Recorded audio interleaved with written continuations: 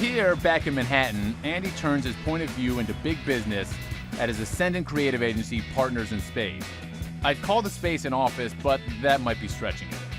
I've been here several times, and you know what? I'm still not completely sure what it is. Gallery, store, office? Everything's for sale. We consider it a store rather than a gallery because most people are intimidated by galleries and they have a hard time walking in a gallery and feeling comfortable. So we just wanted to break down that barrier.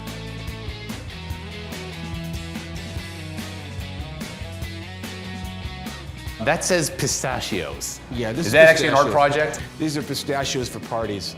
We love objects, and sometimes they don't make much sense, but they're actually beautiful. Got backdated confidence trophies. For sale, art piece, installation. What the hell is the deal? Actually for sale, and they can be actually commissioned. We can make up a backdated confidence trophy for anyone who actually failed at a sport when they were young. So I made myself a backdated 1976 first place trophy. Over time, I believe that I actually won that award. Real books, bookshelf, what's going on here? And these are collections of self-help books in these plywood boxes. You can stare at them, but you can't really get them out. It's just a comment on these things that you need so desperately, and you can't remove them to help yourself at all. It's art, but it's usable art, or at least a suggestion of being sort of utilitarian in some way. We're mostly attracted to beautiful concepts that may have no meaning beyond that, are things that we find attractive. So this is something I would love to have on a coffee table at home. Everyone would wonder, why do you have all these self-help books? There must be something wrong with you, which I think is great, like conversation. Good conversation also starter. for a coffee table. There's an actual sock drawer, actually, that we did just kind of for fun. And these are old socks of mine that I brought in for my sock drawer because I'm not wearing them in the summer. You know you've really made it when people are buying your used socks. Of course, it goes beyond old socks. Together with his partner, Anthony Spade, Andy's working on a range of projects for their clients, from high-profile ad campaigns to indie films to revamped retail spaces, each of which requires a point of view unique to Partners and Spade.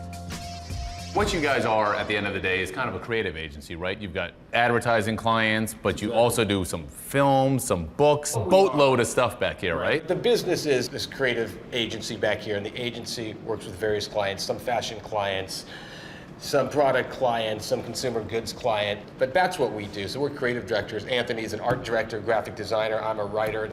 We've been working on a campaign for AOL. We've been shooting some luminaries, some interesting people who are AOL originals, as we call them. They're some of the original users. Chuck Lowe shot the campaign as the first commission. It was wonderful to work with. And it's the reason why we set up Partners and Spade to work with artists of that caliber and work with them in commercial projects. The philosophy is, let's make everything authentic. Let's make it pure. Let's make it honest. We believe the bigger you get, the smaller you act. Let's talk about what's going on besides the advertising. For J. Crew, we did a book that's called What a Man Should Know with 50 kind of lines.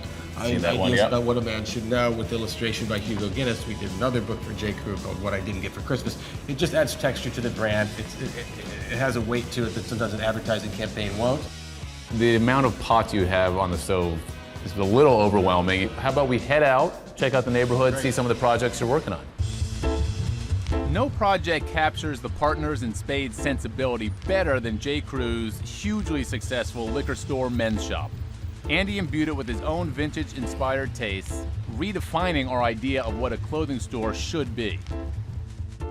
This was a bar. It was called the Liquor Store. I used to go here and drink beer. It was like one of those old bars in New York you could just hang out at. It was originally a liquor store and became a liquor bar because this neighborhood is kind of historic and everyone was worried about us putting in a J. Crew store, so we wanted to leave it as it was and not disrupt the exterior of the space whatsoever. Let's go inside and let's check it out.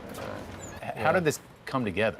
Well, it was a project that J. Crew asked us if we could help work on a concept for men's. They really had a great product and they were doing new things with men's, but they didn't have a great space in which to present it. And I always loved this space. I wanted to actually It's one of those cool old New York spaces with the pressed tin ceilings, the worn out wood floors. Exactly. It seems like you guys didn't change a thing. We actually kind of backdated it, I would say. I mean, we left the bar, which was here before, obviously, but we treated it so it actually felt better than it did originally. You left the liquor bottles. We left the liquor. We brought liquor bottles back in. We rebuilt the back bar.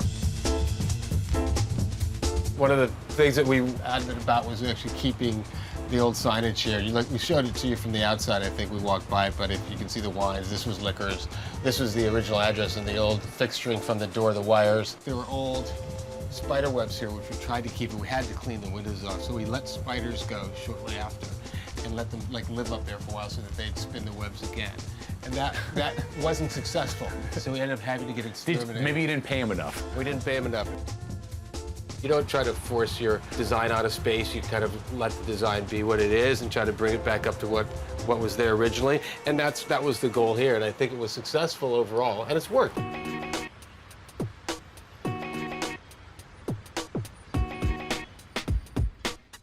So we're heading to 111 Mercer, which is in Soho.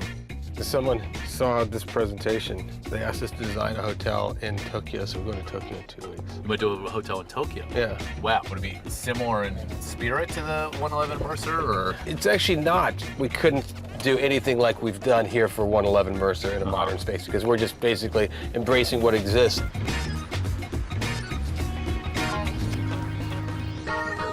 This is a hotel? This is actually the building that will be the hotel.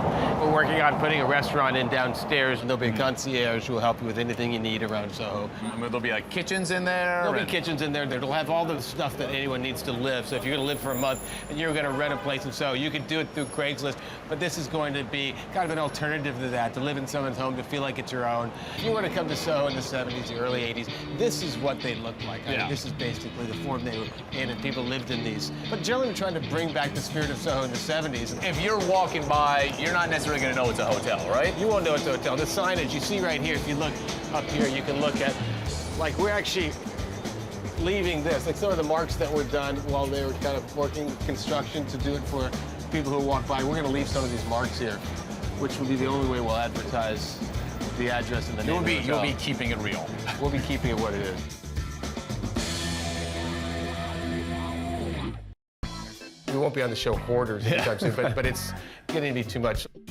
This is the big one. If you screw this one up. If you screw this one up, we'll really feel terrible. Right.